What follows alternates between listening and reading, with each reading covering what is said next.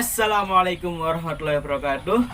Alhamdulillahirabbil alamin wa bihi nasta'inu ala umuri dunya waddin wassalatu wassalamu ala asrafil anbiya'i wal mursalin sayyidina wa maulana Muhammadin amma ba'du. Hadratal muhtaramin, sesepuh bini sepuh engkang babah daerah Lakar Santri khususipun Lidah Wetan, yang terhormat Yai Basuni selaku pengasuh Pondok Pesantren Sabilillah, dan tak lupa kepada seluruh teman-teman yang berbahagia. Pertama-tama marilah kita panjatkan puja dan puji kepada Allah Subhanahu wa taala karena kita masih diberi limpahan rahmat, nikmat, kesehatan seperti kali ini bisa menonton video kali ini, dan tak lupa kedua kalinya kita panjatkan salawat kepada baginda Nabi Muhammad sallallahu alaihi wasallam, karena beliau telah membimbing kita dari jalan yang gelap gulita hingga zaman yang terang benderang ini, yakni ad-dinul Islam wal iman. Oke, di sini saya akan menyampaikan sedikit pidato atau mauidhah hasanah bertema tentang ekonomi santri. Mengapa harus ekonomi dan santri? Mengapa harus santri yang berjuang di ekonomi? Ya, karena ada hadis utlubul ilma walau bisin. Apa artinya? Tuntutlah ilmu walau ke negeri Cina. Oke. Era 5.0 atau era 5.0 di depan mata. Kita tidak mungkin bisa lepas, tidak mungkin bisa lari dari kejaran zaman. Terutama sebagai seorang santri, kita harus memanfaatkan kemajuan zaman, terutama dalam bidang iptek atau ilmu pengetahuan teknologi. Saat ini, santri tidak hanya sarungan saja. Santri juga harus bisa berkemampuan mengubah dunia. Bagaimana caranya? Kita harus berperan dalam berbagai bidang, terutama dalam bidang ekonomi. Apakah santri harus jualan saja? Jualan tahu, jualan tempe, gorengan? Tidak. Semua itu ada tempatnya masing-masing. Misalkan yang jago bikin YouTube, yang jago streaming, yang jago edit, silahkan diasah kemampuannya, lebih diperbaiki, dikembangkan lagi. Apakah itu menghasilkan uang? Apakah itu ekonomi? Ya.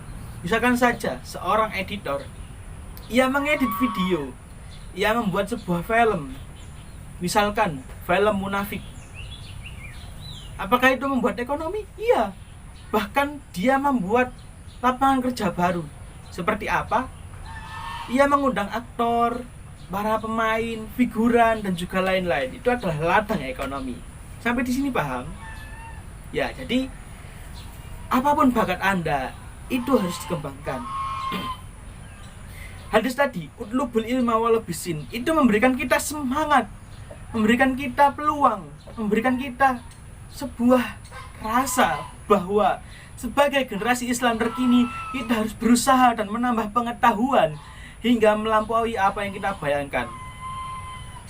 Anda coba bayangkan, ada sebuah kendaraan, sepeda motor. Apakah Anda pernah membayangkan bagaimana cara kerjanya? Mesin diisi bensin, tiba-tiba bisa berjalan. Kita bisa menaiki gunung, turun ke lembah, naik lagi. Itu adalah sebuah pemikiran tidak kita bayangkan. Zaman dahulu hanya ada sepeda ontel, ya pasti kita capek turun naik gunung. Sekarang dengan adanya sepeda motor, kita bisa lebih leluasa. Sekarang ada lagi pesawat terbang. Dengan pesawat terbang kita bisa menjelajah dunia. Kita bisa merealisasikan, implementasikan hadis utlubul ilma walau bisin. Jadi bayangkan, zaman dahulu, zaman Rasulullah, belum ada kendaraan secanggih dan sehebat sekarang. Namun Nabi sudah memerintahkan kita utlubul ilma walau bisin. Bayangkan, Anda jalan kaki dari Mekah hingga ke Arab, dari Mekah hingga ke Cina, dari Arab hingga ke Cina. Apa ndak kurus Anda? Saya seperti ini membayangkan, aduh kurus saya. Ndak bisa seperti itu. Lah, jadi implementasinya dengan apa? Dengan pemikiran. Kita harus berinovasi dengan teknologi, terutama dalam iptek. Oke, di sini Giroh kita yang kita dapat harus kita lebih giatkan lagi, lebih semangat dalam memajukan ekonomi. Kita tidak boleh jatuh dalam lubang kebinasaan.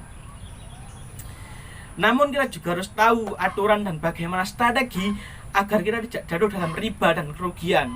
Karena apa? Bila kita berdagang secara tidak jujur, kita implementasi perdagangan dan ekonomi tidak jujur, maka kita akan jatuh kepada riba. Padahal Allah telah melarang riba. Hal ini dijelaskan dalam Al-Quran surat Al-Baqarah ayat 275 yang berbunyi, A'udzubillahi minasyaitonirrajim, Bismillahirrahmanirrahim, wa ahallallahu al-bai'a wa harrama riba. Al-ayah. Artinya Allah telah menghalalkan jual beli dan mengharamkan riba. Ya, di sini ekonomi memang tidak hanya jual beli, namun konsep riba ini sangat mudah untuk menjerumuskan kita. Kita mudah terjerumus dalam riba. Misalkan saja kita jual beli sepeda motor tadi, kita jual beli keilmuan kita dan lain-lain. Kita sangat mudah. Riba itu ada banyak jenisnya. Tapi ini akan kita bahas di episode selanjutnya. Kita fokus kepada ekonomi terlebih dahulu. Oke.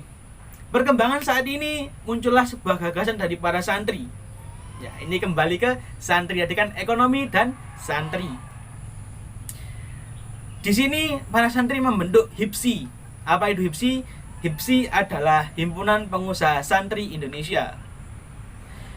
Ini diprakarsai oleh 500 santri dan dibentuk di Pondok Pesantren Al-Yasini Pasuruan. Mengapa mereka para santri membentuk HIPSI?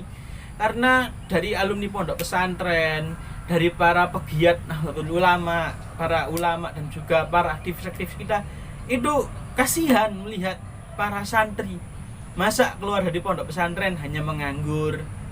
Kita hanya mengandalkan ceramah, kita hanya mengandalkan undangan para masyarakat. Padahal itu hanya sebuah bonus bagi kita santri. Kita juga harus berperan aktif dalam dunia ekonomi. Jalankan seperti tadi. Yang jago edit video, silahkan edit video. Yang jago berdagang, silahkan berdagang. Tapi jangan lupa, wa halallahul bai'a wa harrama riba. Oke ya, diingat-ingat. HIPSI telah direstui langsung oleh Ketua dan Sekretaris RMI NU, yaitu Bapak Dr. Amin Haidari dan Kiai Haji Miftah Faqih. Di sini, giroh itu semakin meluas ke seluruh penjuru dunia. Dalam HIPSI, kita tidak hanya sekedar belajar, namun kita diarahkan dan dibimbing hingga kita bisa menjalankan bisnis secara mandiri. Hal ini sejalan dengan Hitoh NU, di mana ada butir tawazun, yang artinya saling tolong-menolong. Implementasi yang dilakukan oleh HIPSI dalam konteks ekonomi, di mana mereka tidak hanya membimbing, tapi juga memberikan bantuan dana dan dukungan dalam berbagai bidang agar usaha anggotanya semakin sukses. Jadi di sini kita bisa simpulkan, yaitu terkait hadis Rasulullah, utlubul ilma walau bisin, yang harus kita implementasikan. Kita sebagai para santri milenial harus mengimplementasikan dengan apa? Kemajuan iptek tadi.